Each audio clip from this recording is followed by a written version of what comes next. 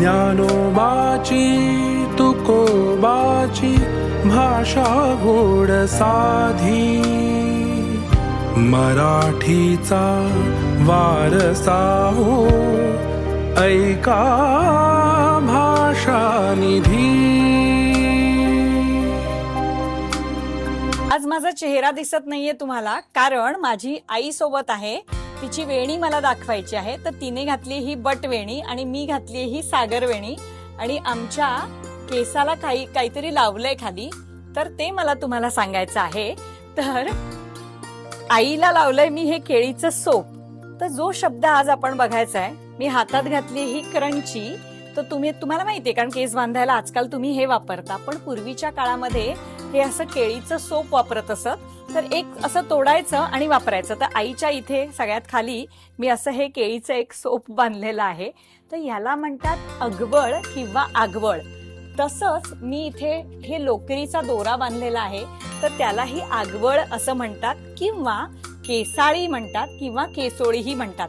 तर क्रंची हा शब्द तुम्हाला माहितीये, पण आज आपण बघितलं अगवळ म्हणजे काय किंवा आगवळ म्हणजे काय, केसाळी किंवा केसोळी।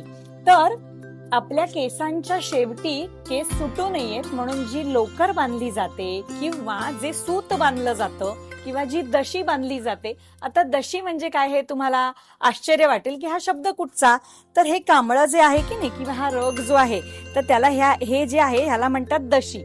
तर वस्त्राचा किंवा सुताचा असा जो सुट्टा भाग आहे की नाही कापडाचा, तर त्याला दशी असं म्हणतात।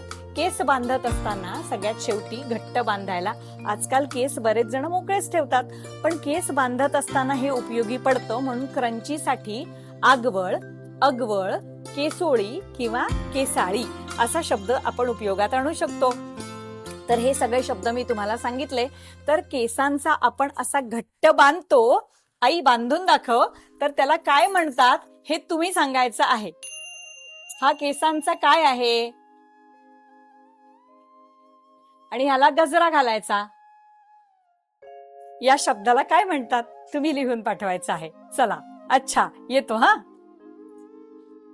ऐका भाषा निधी।